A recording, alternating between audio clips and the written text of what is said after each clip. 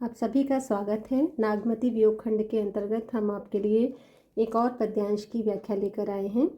पद्यांश है, जेठ जरे जग चले लुवारा, उठहि बवंडर परहि अंगारा, विरह गाज हनुवंत हुई जागा, लंका दाह करे तनु लागा, चारिहु पवन झकोरे आगी, लंका दाहि पलंका लागी, दहि सम साम नदी कालिंदी, बिरहक आग कठिन अति मंदी, उठे आगी और आवे आंधी, नैन न सूझ परो दुख बांधी, अधजर भयो मास तन सूखा, लाग्यो विरह काल हुई भूखा, मांस खाई सब हाड़न लागे, अभऊ आओ आवत सुनि भागे, गिरि समुद्र शशि मेघ रवि, सही न सकहीं वह आगे, मोहम्मद सती सराहिए, जरे जो असपियु लागे। इस पद्यांश में जेठ या ज्येष्ठ माह का चित्रण किया है जायसी ने, और इसमें नागमती कहती हैं कि जेठ जरे जग चले लुवारा, यानी जेठ का महीना है और जेठ जरे जग चले लुवारा, यानी जेठ का महीना तप रहा है और जेठ में इतनी भीषण गर्मी हो रही है और उस गर्मी के कारण जरे जग यानी संसार जल रहा है। जेठ के महीने की भीषण गर्मी में संसार जल रहा है और चले लुवारा, और इसके साथ साथ लू चल रही है, यानी गर्म हवाएं चल रही हैं और इतनी अधिक गर्मी हो रही है कि ऐसा लगता है जैसे संसार जला जा रहा है भीषण ताप के कारण। उठहि बवंडर परहि अंगारा, और उठहि बवंडर, बवंडर यानी धूल भरी हवाएं चल रही हैं और परहि अंगारा, अंगारे बरस रहे हैं। तो धूल भरी हवाएं चल रही हैं और अंगारे से बरस रहे हैं। इतनी गर्मी हो रही है कि ऐसा लगता है कि जैसे आसमान से अंगारे बरस रहे हों।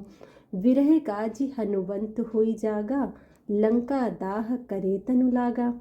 अब वो कहते हैं कि विरह गाज हनुवंत हुई जागा।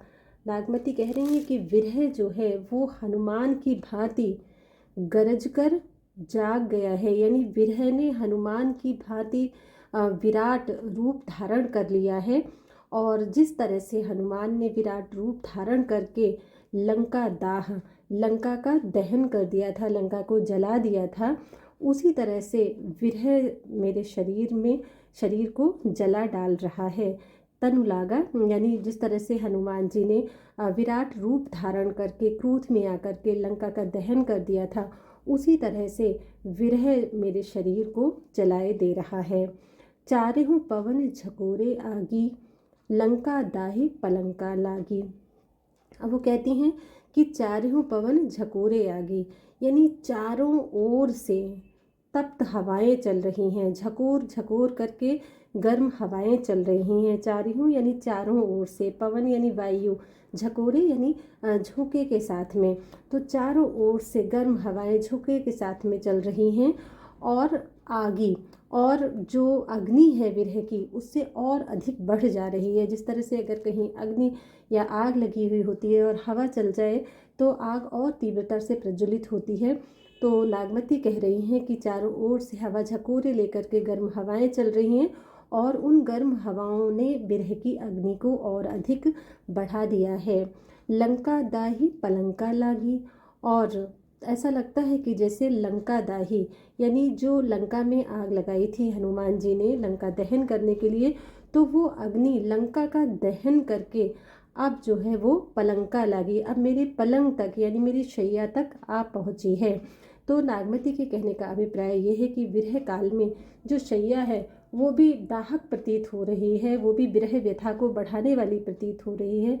इसीलिए उन्होंने कहा कि जो लंका की अग्नि थी, लंका दहन करने के लिए हनुमान जी ने जो आग प्रज्वलित की थी, वो अग्नि अब लंका का दहन करके मुझे लगता है कि मेरी शैया तक आ पहुँची है।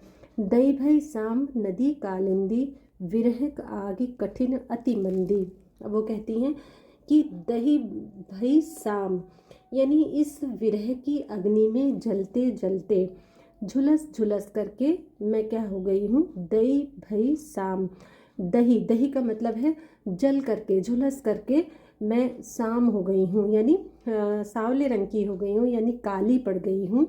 और कैसे काली पड़ गई हूँ? नदी कालिंदी, यानी यमुना नदी की तरह से मैं काली पड़ गई हूँ, यानी विरह के कारण, विरह की व्यथा में जलते जलते मेरा वर्ण श्याम वर्ण का हो गया है, मैं काली पड़ गई हूँ।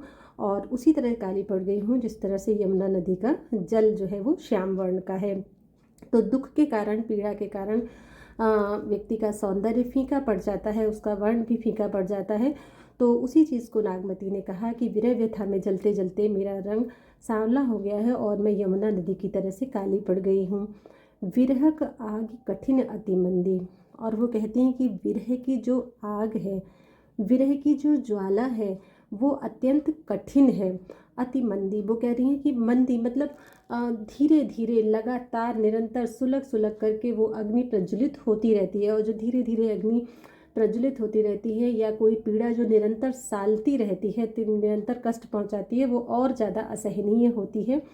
तो इसीलिए वो कह रही हैं कि विरह की जो आग है वो बहुत कठिन है, यानी उसको सहना बहुत मुश्किल है, वो असहनीय है, क्योंकि वो धीरे धीरे निरंतर प्रज्वलित होती रहती है और भीतर ही भीतर शरीर को सालती रहती है। तो इसलिए विरह की अग्नि को सहना बहुत कठिन है। उठे आगी और आवे आंधी, नैन न सूझ मरो दुख बांधी। अब वो कहती हैं कि उठे आगी और आवे आंधी, यानी विरह की अग्नि हृदय में प्रज्वलित हो रही है, और आवे आंधी, और आंधी आ रही है।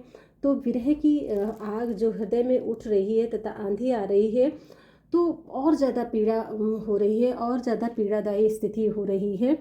तो इसीलिए वो कहती हैं कि नैन न सूझ मरो दुख बांधी, यानी दुख के कारण, पीड़ा के कारण मेरे नेत्रों से कुछ भी सुझाई नहीं देता है, क्योंकि मैं निरंतर विरह व्यथा में पीड़ित हूँ। मेरे हृदय में विरह की अग्नि जल रही है, आंधियाँ उठ रही हैं, और जिसके कारण मेरे नेत्रों से कुछ सुझाई नहीं देता है, क्योंकि दुख के कारण, पीड़ा के कारण उनकी नेत्र ज्योति क्षीण हो गई। इसलिए वो कहती है कि मुझे नेत्रों से कुछ सुझाई नहीं देता है। और मरो दुख बांधी, और मुझे ऐसा लगता है कि जैसे दुख ने मुझे बांध लिया है, जो किसी भी तरह से मुझे छोड़ नहीं रहा है, दुख ने मुझे आबद्ध कर लिया है। अधजर भयो मास तन सूखा, लाग्यो विरह काल हुई भूखा। वो कहती हैं कि विरह व्यथा के कारण, विरह की अग्नि में जलते जलते अधजर भयो, मैं अधजली हो गई हूँ। अधजर यानी अधजली हो गई हूँ। अधजली उन्होंने इसलिए कहा क्योंकि अभी उनके शरीर में प्राण शेष हैं। अगर वो कहते थी कि मैं पूरी तरह से जल चुकी हूँ तो इसका अभिप्राय होता कि उनका प्राणांत तो हो गया। तो इसलिए वो कहती हैं कि अधजर भयो, यानी विरह की अग्नि में जलते जलते मैं अधजली हो गई हूँ, और मांस तन सूखा, और मेरे तन का जितना भी मांस था वो सब सूख गया है। पीड़ा के कारण, दुख के कारण मेरे शरीर का सारा मांस सूख गया है, और विरह की अग्नि में जलते जलते मैं अधजली हो गई हूँ। लाग्यो विरह काल होई भूखा, और मुझे ऐसा लगता है कि जैसे विरह काल हुई भूखा, विरह जो है भूखे काल की तरह से मुझे खा लेना चाहता है। विरह जो है वो भूखे काल की तरह मुझे खा लेना चाहता है, अपना आहार बना लेना चाहता है। तो इसलिए हे प्रिय, मांस खाई सब हाड़न लागे, अभों आओ आवत सुनि भागे। तो अतएव यह प्रिय, वो जो है विरह, जो काल, भूखा काल बन करके मुझे अपना आहार बना रहा है, तो उसने मांस खाई सब, उसने मेरे शरीर का सारा मांस खा लिया है भूखे पक्षी की तरह से। और हाड़न लागे, अब वो हड्डियों को, हाड़ों को यानी हड्डियों को भी नोचने लगा है। कहने का मतलब है कि वो हड्डियाँ भी, अवशेष भी छोड़ना नहीं चाहता है। तो भूखे पक्षी की तरह विरह ने मेरे शरीर का सारा मांस खा लिया है, और अब वो हड्डियों को नोचने लगा है। अबहुँ आओ आवत सुनि भागे। तो हे प्रिय, आप अब भी आ जाइए, और आपके आने का समाचार सुन कर के वो भाग जाएगा। तो हे प्रिय, अब भी आप मेरे ऊपर दया कीजिए, और आप आकर के उस भूखे विरह काल रूपी पक्षी से मेरी रक्षा कर लीजिए, और आपके आने का समाचार सुन कर के वो पलायन कर जाएगा, भाग जाएगा। गिरि समुद्र शशि मेघ रवि, सही न सकई वह आगे। अब देखिए, इस पंक्ति में कहते हैं कि गिरि यानी पर्वत, समुद्र, और शशि यानी चंद्रमा, मेघ और रवि यानी सूरज, सही न सकई वह आग, यानी जिस वियोग की अग्नि को, जिस तीव्र ज्वाला को समुद्र, पर्वत, चंद्रमा, मेघ और सूरज भी नहीं सह सकते हैं, तो मलिक मोहम्मद जायसी कहते हैं कि मोहम्मद सती सराहिए जरे जो अस्पियो लागे। यानी मलिक मोहम्मद जायसी कह रहे हैं कि जिस कठिन विरह की अग्नि को ये लोग भी नहीं सह सकते, जिसमें पर्वत, समुद्र, चंद्रमा, मेघ, रवि, इन सब के लिए उन्होंने कहा कि वो भी नहीं सह सकते हैं, उसको जो स्त्री सह रही है। और किस लिए सह रही है? जरे जो अस्पियो लागे, वो अपने प्रियतम के लिए इस विरह की कठिन अग्नि को सह रही है। तो निश्चित ही वो जो स्त्री है वो उसकी सराहना करनी चाहिए, उसकी प्रशंसा करनी चाहिए। वो निश्चय ही सती है जो अपने पति के लिए इतनी पीड़ा को सह रही है। इस पद्यांश में जेठ के महीने में नागमती की शोचनीय वियोग व्यथा का चित्रण किया गया है। वियोग श्रृंगार है, रूपक, उत्प्रेक्षा और मानवीकरण आदि अलंकारों का प्रयोग है, भाषा अवधि है और दोहा और चौपाई छंद में ये पद्यांश है। आप सभी का बहुत बहुत धन्यवाद।